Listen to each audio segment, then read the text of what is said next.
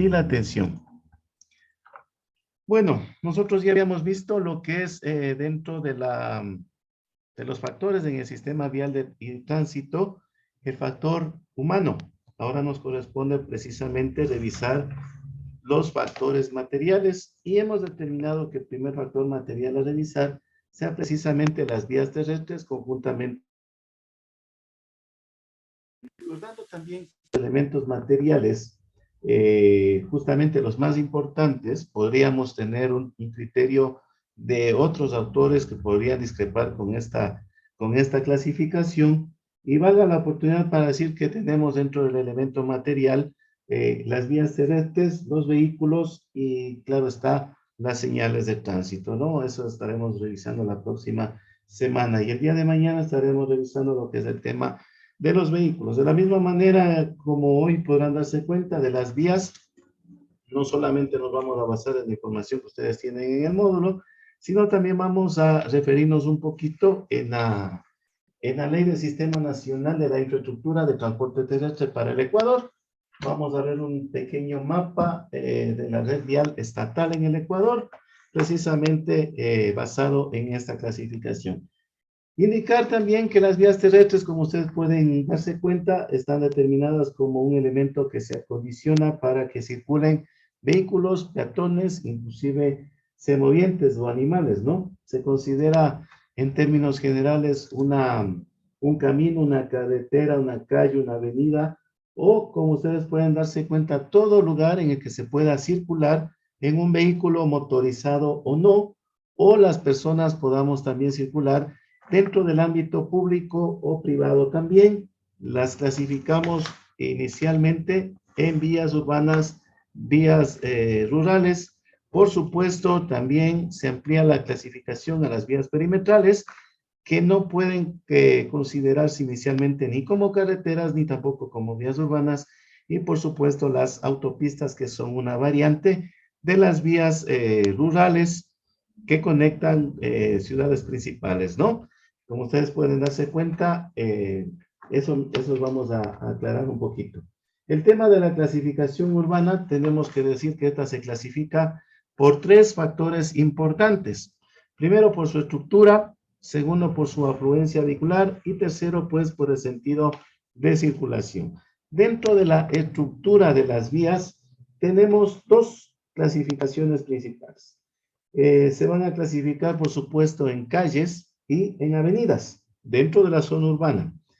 En la calle es una vía pública, precisamente, que se destina para el tránsito de personas y vehículos dentro de una población. La componen fundamental y principalmente las aceras y las calzadas, ¿no? En este caso, para hacer un pequeño ejemplo, yo entiendo que algunos compañeros no viven aquí en la ciudad de Riobamba, pero tenemos que referirnos a la ciudad, por supuesto, para hacer un poquito más específico el tema. Por ejemplo, tenemos calles y podemos referirnos a las calles principales de la ciudad, por ejemplo, la calle Primera Constituyente, la calle José Veloz, la calle Guayaquil, la calle Olmedo, ¿sí? Esas son precisamente por su estructura las que conocemos como calle, y en ellas tenemos un carril de circulación, ¿no? Tenemos también otra de la clasificación por su estructura de las vías urbanas, aquellas avenidas. Estas, por lo general, están divididas por unas islas de seguridad conocidas como parterres, y están compuestas de dos o más calzadas, precisamente, que las dividen los parterres, en las que existe dentro de uno de los sentidos de circulación, también puede haber uno o más carriles. Para que hagamos una idea un poquito más específica, tenemos las avenidas principales, ¿no? Tenemos la avenida Daniel Borja, tenemos la avenida de la Prensa, tenemos la avenida Unidad Nacional, tenemos la avenida de los Héroes, tenemos la avenida Antonio José de Sucre, que es la que nos dirige hacia el cantón Guano. Tenemos la avenida Circunvalación, en la parte este de la ciudad se denomina avenida Alfonso Chávez, y acá en el sector occidental de la ciudad se denomina la avenida 9 de octubre, ¿no? Para más o menos ejemplificar un poquito el tema de las características precisamente de las vías por su estructura. De acuerdo a su fluencia vehicular, estas se clasifican precisamente en las calles principales o longitudinales y en las calles secundarias o transversales. De la misma manera, un pequeño ejemplo, yo sé que ustedes han visitado el edificio sindical y nos ubicamos precisamente en la intersección de la calle Primera Constituyente y Tarqui, ¿no? La calle Primera Constituyente es considerada una calle principal o longitudinal y la calle Tarqui es considerada una vía secundaria o transversal, en la cual el conductor que se encuentra precisamente circulando por la calle Tarqui, que es la secundaria, debe ceder el paso de circulación a los vehículos motorizados o no motorizados que justamente van a circular por la calle Primera Constituyente, ¿no? Eso a modo de ejemplo, de acuerdo a la afluencia vehicular, cómo se clasifican a las vías urbanas. Obviamente nosotros cuando vamos a otra ciudad tenemos que siempre, por el sentido de ubicación, también preguntar, consultar qué calles son aquellas de circulación longitudinal y cuáles son consideradas transversales para no cometer algún tipo de infracción en ese sentido, ¿no? También tener el sentido de orientación geográfica, porque muchas de las ciudades están dirigidas hacia el norte. Riobamba, en cambio, por eso se caracteriza que tiene una pequeña particularidad. Nuestra ciudad, sus ejes longitudinales están dirigidos hacia el noroeste, ¿no? Tanto así que, si lo vemos por el norte geográfico, desde aquí de la ciudad de Riobamba, precisamente no es el Nevado Chimborazo, es el pico del Nevado Cariguairazo, el norte geográfico, ¿no? Entonces, un poquito también vamos viendo aquí geografía urbana. Vamos con el tema de sentido de circulación y como les decía, ¿no? Las vías urbanas tienen también uno o dos sentidos de circulación y también dentro de estos sentidos de circulación pueden contar con uno o varios carriles de circulación, ¿no? Por ejemplo, hagamos otro ejemplo de las vías. En sentido como les decía, la vía, una avenida principal. La avenida Leopoldo Freire, la que nos dirige hacia el Cantón Chambo, a partir del Parque o de la Dolorosa, del campus sur de la Universidad Nacional de Chimborazo. Ahí tenemos un claro ejemplo de lo que les acabo de decir, ¿no? Tenemos una circulación norte-sur y otra sur-norte, en la cual tenemos dos carriles de circulación, ¿no? Son vías urbanas que precisamente tienen esa característica, ¿no? Entonces, hemos sido claros en lo que es la vía urbana. Se la clasifica de acuerdo a la estructura en calles y avenidas, de acuerdo a la influencia vehicular en principales y secundarias, y de acuerdo a circulación por uno o varios carriles que justamente nos permiten circular por la ciudad. Ahora bien, estas vías, tanto como las vías rurales que vamos a referirnos a continuación, tienen sus partes, ¿no? En este sentido, consideramos nosotros la más importante de las vías, ¿no? La calzada. Precisamente la calzada es aquella parte que ya está pavimentada, afirmada, por ejemplo, en las ciudades, capitales cabeceras provinciales, como en el caso de Riobamba igual, ya la mayoría de las calles están con la capa de rodadura de asfalto, o en su defecto con la capa de rodadura de el adoquín, ¿no? Incluso en el centro, si se hizo una regeneración urbana, se sustituyó la piedra antigua por el adoquín ornamental. Parte también de la avenida León Borjas se modificó la capa de rodadura. Entonces, eso es lo que denominamos nosotros la calzada, lugar por el que precisamente circulan los vehículos, ¿no? En este sentido, tenemos que decir que la calzada está precisamente entre el borde del camino y las aceras o veredas. Tenemos el carril. Algo ya nos habíamos referido respecto a los carriles de acuerdo a la clasificación de las vías. Y es justamente el espacio que lo delimitamos, ustedes pueden ver en la gráfica, a través de estas líneas blancas entrecortadas, longitudinales, a lo largo de la calzada, que precisamente destinan al tránsito de una o varias columnas de vehículos por un solo sentido, ¿no? Esto en cuanto tiene que ver con el carril. Parter, precisamente elemento que definía lo que era una avenida en las vías urbanas, considerada como isla de seguridad también, es una zona de refugio para los peatones, ¿sí? Para realizar, lamentablemente, ¿no? A veces no hacemos uso de los pasos elevados o en su defecto tampoco existen pasos elevados en determinados lugares por costos o por alguna razón o un estudio queda ineficiente y suficiente para implementar esta estructura, pero valga la oportunidad para decir que esta vereda central, digámoslo aquí, que está dibujada en la gráfica, justamente divide sentido de circulación, ¿no? Divide sentido de circulación y, como les digo, sirve de refugio para los peatones. En algunas ciudades se ha tratado de embellecer el ornato de las ciudades con arborización, con plantaciones, sí, áreas verdes, para alegorizar un poco lo que son las ciudades, ¿no? Tenemos lo que son las aceras, o también conocidas como parterres, perdón, aceras o veredas. En este caso es la parte que está más elevada en la vía pública, ¿no? Está sobre la calzada. Esta precisamente sirve para el uso exclusivo de los peatones. Muchos de los usuarios aquí en la ciudad, lamentablemente, vendedores ambulantes, ciclistas, tienden a invadir nuestra zona de seguridad, de confort, como peatones, ¿no? Las aceras o veredas, lamentablemente, están solamente destinadas para el uso de los peatones, pero a veces podemos observar que hay pequeña invasión. Justamente está delimitada por el bordillo.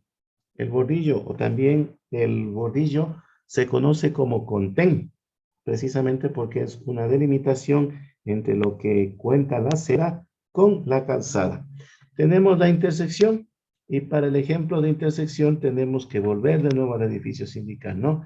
La calle Primera Constituyente Italki es una intersección. En este caso es el área comprendida en el cruce de dos o más ejes de vía, una vía principal y una vía secundaria. Tenemos también lo que es el paso peatonal, cuya finalidad precisamente es darle la zona de seguridad al peatón. También es conocido como paso cebra o zona de seguridad peatonal.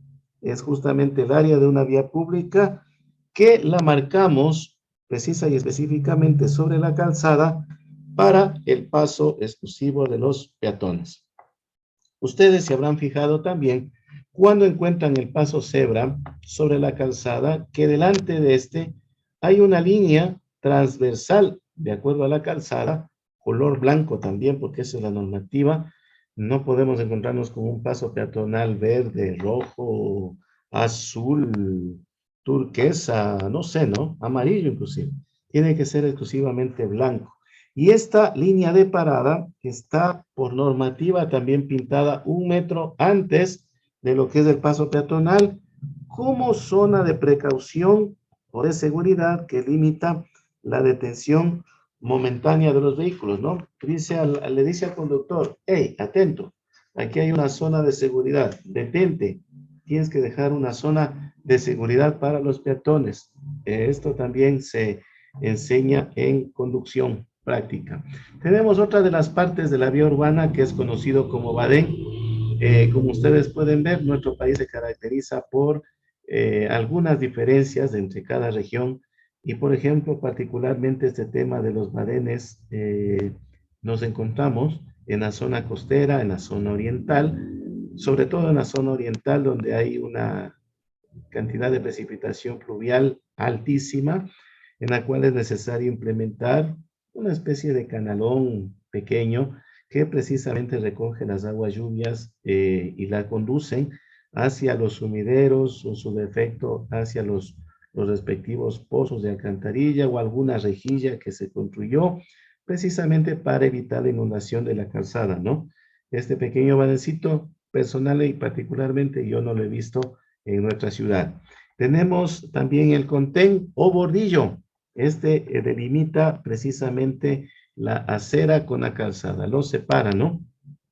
Antes puede ser de hormigón, puede ser ornamental, puede ser de piedra, depende la característica que se haya determinado para determinado lugar, ¿no? De hecho, aquí en la ciudad tenemos bordillos de piedra, ¿no? En las partes del centro histórico.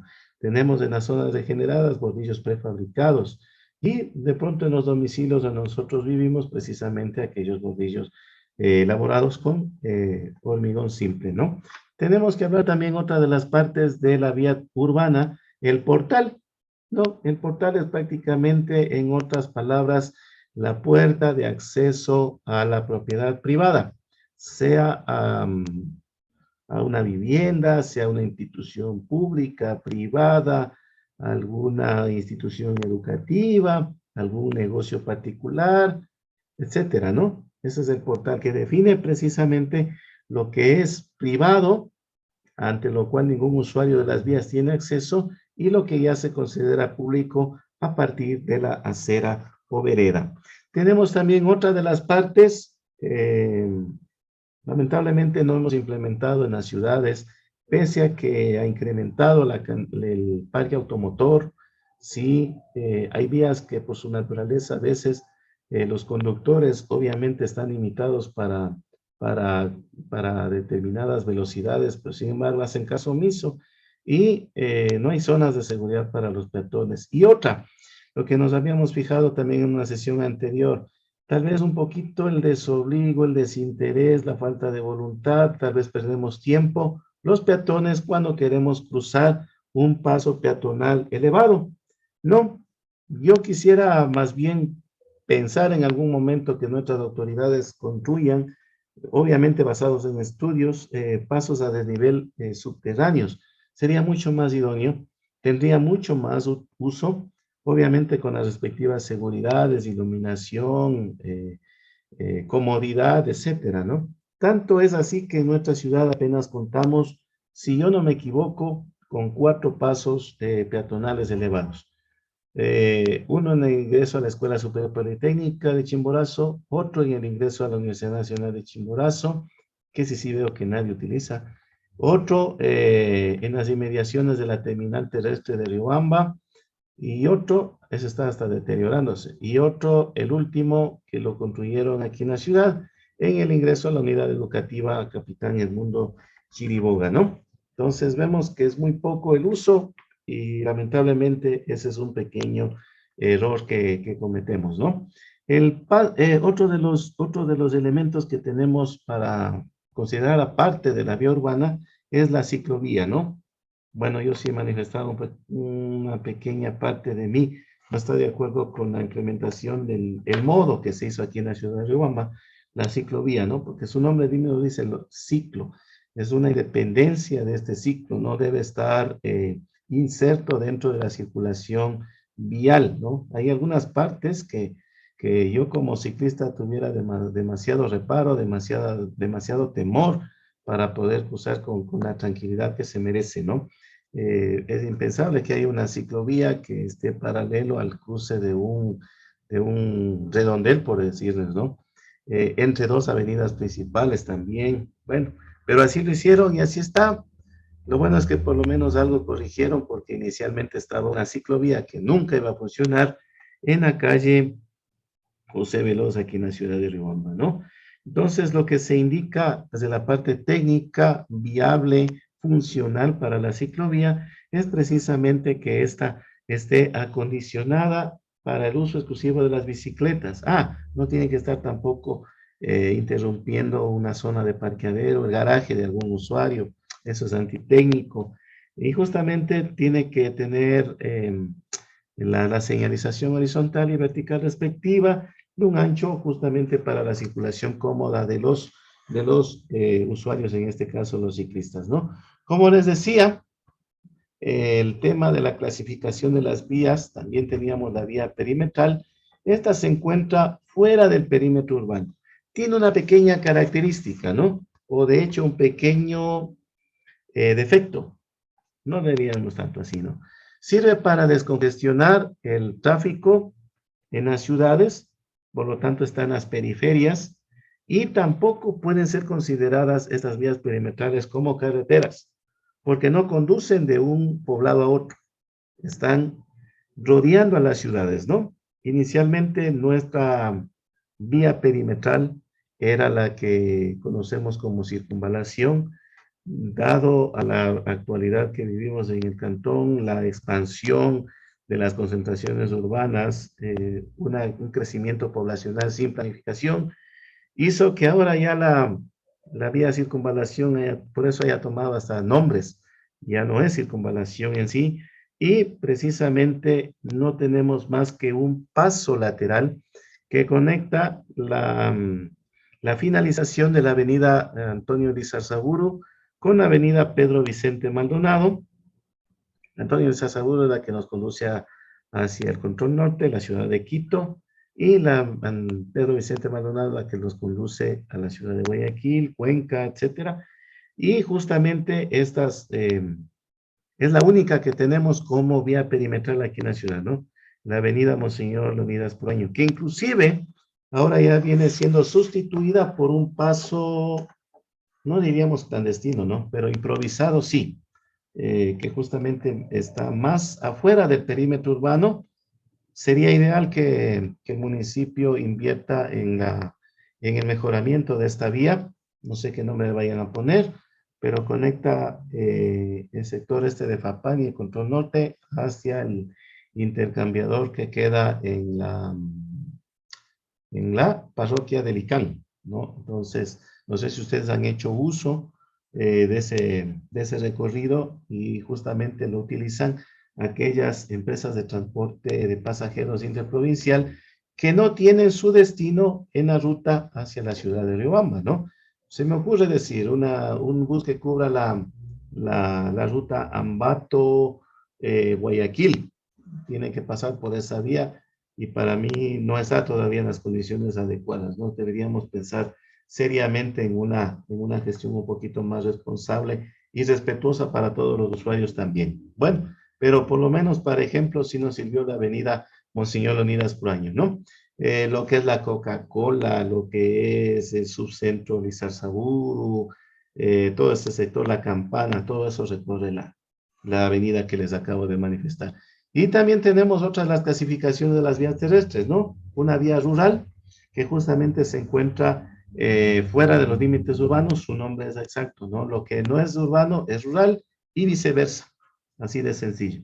Tenemos una clasificación de las vías rurales y estas van desde la categoría más jerárquica, las vías rurales internacionales, las vías rurales nacionales, las vías rurales regionales y por supuesto las vías rurales locales, ¿no? Eh, ¿Cómo se ha determinado esto?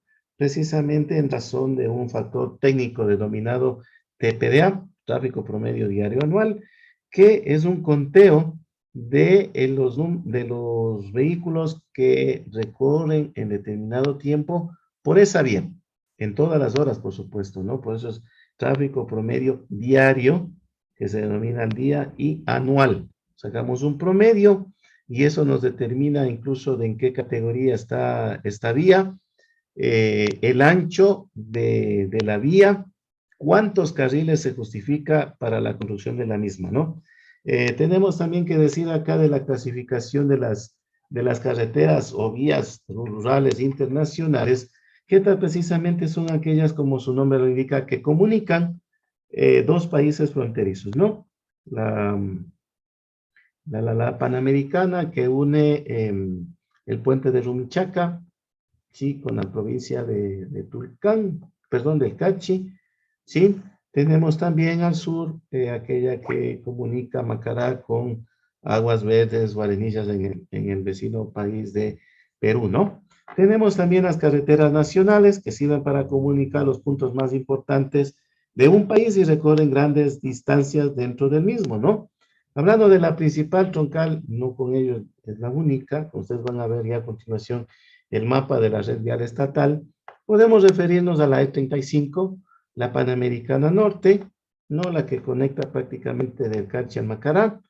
Esta tiene una gran longitud, si no me equivoco, 780 kilómetros aproximadamente de longitud, La mayor parte de este trayecto está concesionada, parte asumió la construcción, reparación, repotenciación, el Ministerio Rector, que es el Ministerio de Transporte y Obras Públicas, y tenemos que decir que esta tiene como particularidad que conecta los puntos más importantes del país. Por ejemplo, cabeceras cantonales o cabeceras provinciales, ¿no? Esa es la característica de una carretera rural nacional. Las carreteras rurales regionales ya son aquellas que les denominamos troncales o les denominamos vías colectoras dentro del inventario de la red vial estatal. Son precisamente aquellas que comunican dos poblaciones o más, por supuesto, una población con otra contigua de la misma región. Para hablar de ella nos podríamos referir como ejemplo a la troncal amazónica. Tenemos también las carreteras locales o vecinales, poquito ya más conocidas para nosotros, probablemente que ya las circulamos más por tema de movilización particular, por tema de situación laboral, ¿no? O inclusive para hacer turismo interno, ¿no? En este caso son aquellas que sirven para trasladarse de una población hacia lugares un poquito más apartados, por decirlo menos, ¿no? Por ejemplo, en la zona sierra tenemos una cabecera cantonal o la cabecera parroquial hacia pequeñas comunidades y en la zona costera, aquellas mismas que van de una parroquia hacia un recinto, así se los conoce por acá. Y esto en cuanto ha sido la clasificación de una vía rural en el caso de las vías terrestres, ¿no? De manera análoga, como más o menos veníamos explicando el tema de las vías terrestres urbanas, las vías terrestres rurales también tienen sus partes, ¿no? Algunos nombres o partes se van a repetir, ¿no? Tenemos precisamente, y aquí está incluido también una gráfica, no todas las vías rurales tienen su capa de rodadura de asfalto, ¿no? De hecho, algunas sí hemos visto, nos hemos encontrado que son adoquinadas, dependiendo del presupuesto, del ente competente, cuánto invertido, otras tal vez por ser o estar en zonas agrestes o por no contar con el presupuesto respectivo, se han determinado mejor dejarlas a nivel de mejoramiento, como ustedes pueden ver en la gráfica, ¿no? Entonces, hablando precisamente de la calzada, en el caso de las vías rurales, es precisamente una parte pavimentada o no y afirmada en la vía pública, comprendida precisamente entre los bordes de camino y las bermas destinadas a la circulación de vehículos y animales, ¿no? ¿Por qué nos referimos a este tipo de bermas? Porque a continuación tenemos este concepto. El carril, como les decía, también es un concepto o una parte que la repetimos en la vía urbana. En el caso de la vía rural es el espacio delimitado dentro de la calzada destinado al tránsito justamente de una sola columna de vehículos en el mismo sentido. Tenemos los cruces. Los cruces existen con bastante frecuencia en las vías rurales, ¿no? Es una intersección entre dos o más vías, sea de uso público o de uso privado.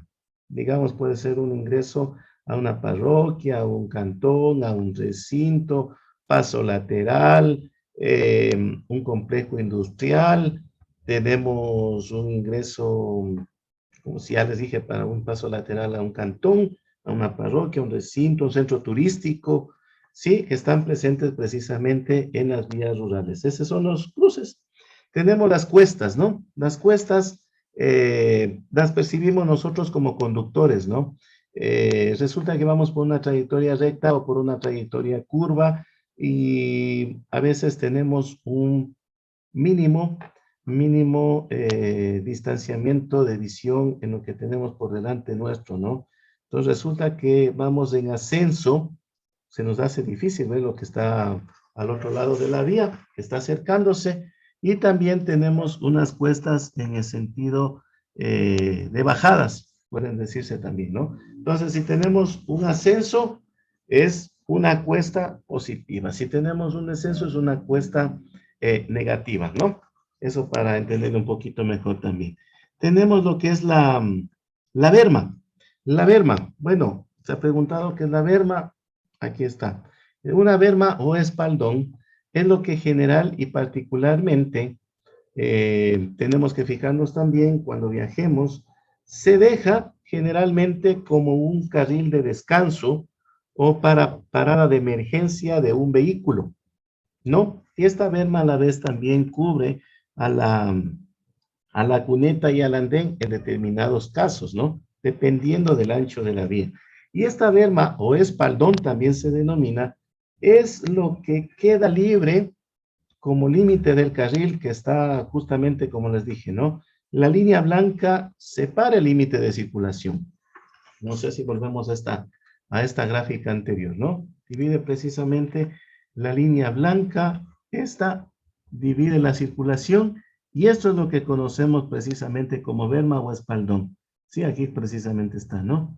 Esto es lo que tenemos como berma o espaldón, precisamente, inclusive en algunos lugares, en algunas partes, se pueden haber construido sin la capa de asfalto, ¿no? Por temas presupuestarios a veces nos encontramos con esta situación. Sirve para que haga usted una parada de emergencia, ¿sí? Se suministre de alguna situación, algún cambio, temas mecánicos también, ¿no? ¿Y por qué les decía precisamente que esta berma cubre al andén?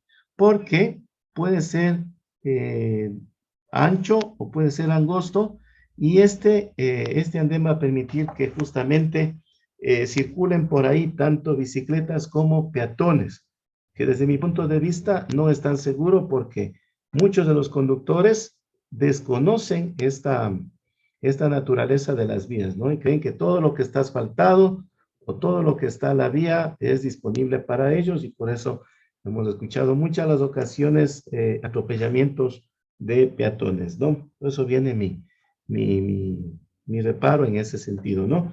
Y tenemos también acá cunetas, que es una estructura que se hace con la mayor parte, sí, siempre de hormigón, sí, que forma un ángulo de determinados grados, ¿no?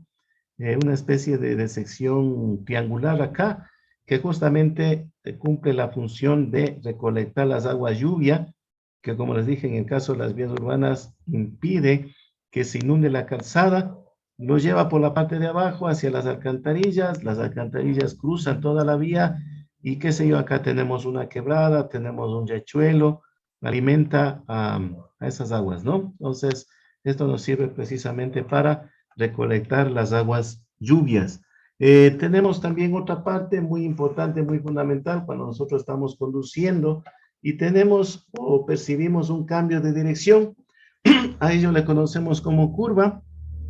Cuando por el contrario no hay cambio de dirección, esa es una trayectoria o tramo recto de la vía, ¿sí? Tenemos también que hablar de las curvas de reducida visibilidad. Hay zonas características en nuestro territorio nacional, al menos de las que yo conozco, ¿no? En las cuales nos dirigimos hacia la zona austral, hacia el litoral del país, donde por sus características propias de determinadas épocas del año, por no decirlo casi siempre, hay una presencia permanente de neblina, por decir, que aquello se acusa la baja visibilidad, ¿no? Nos impide ver, por ejemplo, si ya una curva de por sí nos impide de calificar correctamente lo que es el ancho de la vía, visualizar lo que viene en el otro sentido, que usuarios que vienen detrás nuestro también nos vean con claridad. Hay que guardar muchísimo cuidado ahí. Una recomendación, moderar la velocidad. En este caso, lo único que nos puede ayudar para maniobrar en una curva de baja o de reducida visibilidad es precisamente eh, moderar la velocidad y hacer la maniobra de adelantamiento, rebasamiento o cambio de carril cuando usted en lo personal considere que cuenta con las garantías suficientes para poder hacerlo, ¿no? Tenemos también que hablar de la rasante y el cambio de rasante. Lo que les decía, tenemos una gradiente o también conocida como cuesta, y el caso de la rasante es eso, ¿no? Es como hacer una proyección visual de lo que tenemos delante nuestro. Resulta que no podemos observar al vehículo que viene en sentido contrario de frente. Ahí estamos hablando de una rasante con una pendiente negativa, ¿no? Es decir, que sentimos o percibimos imaginariamente que vamos bajando, ¿no? Y también tenemos un cambio de rasante en el sentido positivo, que es la percepción mínima de que vamos ascendiendo en el camino, ¿no? Estas percepciones, por lo general, bueno, se dan en todas las carreteras, pero ¿dónde son más visibles aquellas? Cuando vamos bajando, probablemente cuando viajamos en el tramo, qué sé yo, Balvanera hacia Cumandá, o Payatanga, Balvanera, Payatanga, Cumandá, eso prácticamente todo eso es bajada, como quien dice, ¿no? Y ven, en cambio venimos ascendiendo cuando nos dirigimos al sentido inverso, ¿no? Entonces, más o menos eso es lo que podríamos explicar nosotros a modo de referirnos a la rasante. Y por supuesto hay un cambio de rasante de visibilidad reducida, como les digo, tal cual como en el caso de la curva de visibilidad reducida, nos permitimos recomendar que nosotros como conductores moderemos la velocidad, no invadamos el carril izquierdo de circulación y cuando ya encontremos las situaciones de seguridad absolutas para nosotros y para terceros, en ese momento podemos realizar la maniobra, ¿no? Y finalmente también acá hablamos de las ciclovías, ¿no? No sé si hemos viajado hacia la costa. En la vía La Costa existe una ciclovía, yo he visto, no sé qué tan funcional se encuentra al momento. Debería tener todos los elementos, ¿no? Señalización horizontal, señalización vertical, el ancho adecuado, una advertencia para los conductores, una valla de protección, me atrevo a decir, precisamente para que el ciclista, que por tema de movilización, por tema de recreación, por tema de actividad deportiva, preparación para alguna actividad de competición, puede hacer uso de esa ciclovía, ¿no? Y finalmente, recuerdan el test que estábamos viendo de uno de los compañeros de ustedes, nos referimos a la autopista, ¿no? ¿Y por qué lo ponemos acá, dentro de las vías terrestres rurales, como parte? Porque precisamente parte de la Panamericana Norte, la E35 que habíamos estado referenciando, cuenta con esta característica, ¿no? Al menos si hablamos del tramo Ambato-Quito, todo ese tramo de la vía prácticamente cuenta con esas características. Tiene pasos laterales, por lo general no cruza por centros poblados, ¿sí? Es una vía de varios carriles separados con un cuartel central, sin cruces a nivel, por supuesto, en la cual está un acceso regulado y usted no puede parquearse en ningún tramo de esa vía, ¿no? Salvo en las casetas de cobro de peaje, donde sí hay sitio implementado precisamente para descanso, para auxilio mecánico, etcétera, pero mientras usted esté circulando, no. Y de hecho, acá también hay que decir, ¿no? Tenemos la autopista General Rumiñahui, queda en la parte sur de la ciudad de Quito, ¿no? La avenida Simón Bolívar también es considerada como una autopista, por la velocidad que imprimen los vehículos y como ustedes pueden darse cuenta, ahí es imposible prácticamente poder estacionarnos, ¿no? Eso en cuanto tiene que ver a el tema de las vías y su clasificación, por supuesto, sus partes. Ahora bien, pongo a consideración de ustedes lo que es acá el mapa de la red vial estatal en el Ecuador. Y acá ustedes pueden observar que hay una nomenclatura, podríamos decirlo, en la cual ustedes pueden observar algunas vías con una señalización o simbología de varios colores, ¿no? Dos colores específicamente.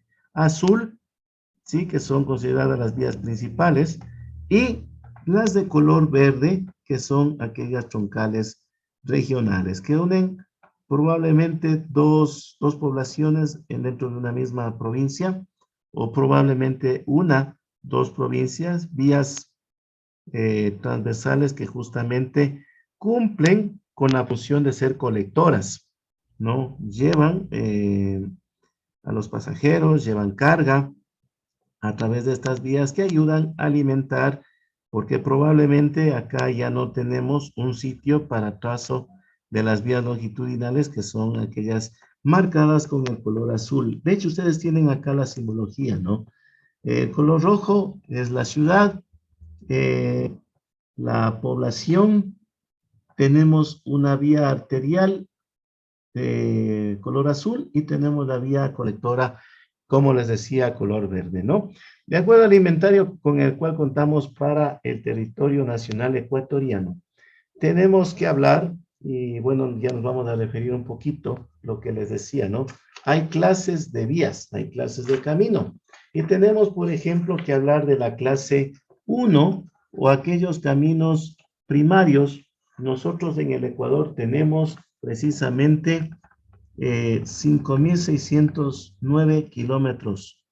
En el caso de los caminos secundarios o considerados como clase 2, tenemos 3.876 kilómetros. En el caso de los caminos terciarios o clase 3, que estos comúnmente comunican entre los cantones dentro de una provincia, tenemos 11.105 kilómetros. Tenemos los caminos vecinales que conectan prácticamente las cabeceras cantonales con sus respectivas parroquias, comunidades o recintos, de 22.154 kilómetros. Y tenemos finalmente los caminos locales que ya unen prácticamente los sectores más alejados de la región, de la provincia. En este caso podemos hablar de los países, ¿no? Y conforme va bajando la clase, entre primera y quinta clase, tenemos que hablar también que va reduciendo su ancho permitido o establecido justamente para la construcción o la implementación de los mismos, ¿no? Hay unas características principales que hay que guardar en consideración precisamente para que se haya construido, se haya implementado esta red vial, obviamente teniendo el conjunto de caminos, como les dije, públicos, sujetos a la institucionalidad del órgano rector. Lo conforman las redes primarias y secundarias, y ese conjunto de las vías, como les digo, caminos principales que justamente van a registrar un mayor volumen de tráfico vehicular, van a comunicar a las capitales de provincia, cabeceras de cantón, puestos de frontera, terminación como sin aduana, grandes y medianos centros de actividad económica, ¿no? Eso en cuanto tiene que ver a las principales características de las vías que tenemos nosotros en el Ecuador. Obviamente no vamos a descuidar el tema de la nomenclatura, hacia ese tema nosotros también vamos, pero queremos hacer referencia y analogía a las clases de vías que les habíamos manifestado. Por ejemplo, aquella carretera, hablemos claramente, ¿no? Es una carretera clase 1. En esta van a circular de 3.000 a 8.000 vehículos. En una carretera clase 2 secundaria van a circular entre 3.000 y 8.000 vehículos. En una carretera o camino terciario van a circular entre 1.000 y 3.000 vehículos. En una carretera clase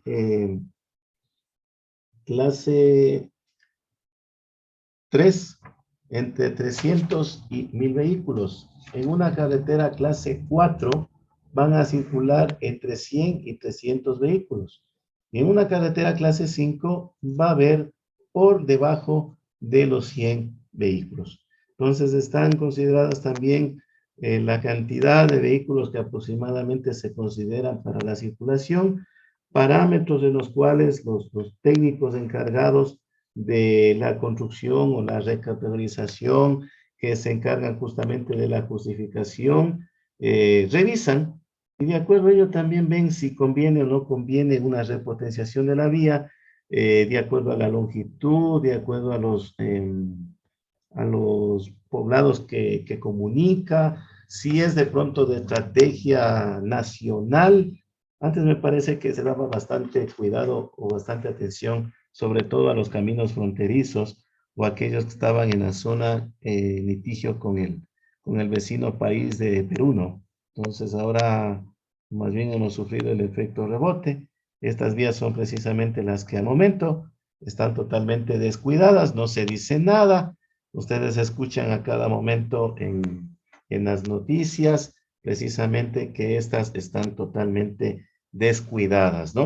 Y para terminar tenemos que hablar, como les decía, de las vías primarias, refiriéndonos, estas son todas las vías que existen. Esta información ustedes la pueden descargar en la página del Ministerio de Transporte y Obras Públicas, pero a decirlo menos, la más conocida, ¿no? La E35, color azul, existe un símbolo gráfico que es el cóndor, y esta une Rumichaca, Quito, Ambato, Riobamba, Cuenca, Loja y Macará, y tiene una longitud de 781 kilómetros, ¿no? Esa es una de las vías principales. Y las vías colectoras o las vías troncales, como les decía, son aquellas que son regionales, ¿no? Por ejemplo, hablemos de una, vayámonos a la zona oriental, a la región amazónica.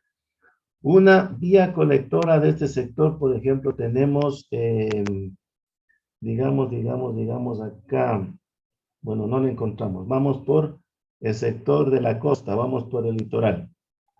Tenemos la vía colectora Babahoyo-Ambato, y conecta la sierra también. La vía es conocida como la E491. Ustedes van por esa vía E491. Ah, sí, ¿verdad? Esta es una vía colectora por la nomenclatura color verde. Es la que va desde Babahoyo a Guaranda y Ambato. Tiene una longitud de 209 kilómetros, ¿no? Más o menos ya sabemos también las longitudes, obviamente desde una cantidad impresionante de vías que tenemos y que de hecho están inventariadas. Y no decirlo menos, no le hagamos a un lado a la región insular también, ¿no? Tenemos también una vía colectora en el sector de las Islas de Galápagos. Vamos a encontrarle por acá. Justamente tenemos la vía colectora. Mm, se nos, se nos, se nos cruzó por acá. Bueno, encontramos mejor la vía E8, que es la troncal insular en Galápagos, salvo sus reparos en el tema de la protección ambiental. Esta dice que comunica Baltra con Puerto Ayora y tiene una longitud de 38 kilómetros. ¿Sí? Vamos a ver si encontramos una vía colectora, tal vez conocida para nosotros, que en algún momento la hayamos circulado, ¿no? La vía Durán, kilómetro 27. Si hemos estado por ahí en algún momento. Guayaquil, Durán, Naranjal, tiene 10 kilómetros de longitud, ¿no? Entonces, vamos viendo también la diferencia entre una vía principal y una vía colectora, inclusive también tiene que ver su longitud en kilómetros, ¿no? Entonces, eso también una partecita que yo quería permitirme mostrarles, indicarles a ustedes en esta temática de lo que es el tema de las vías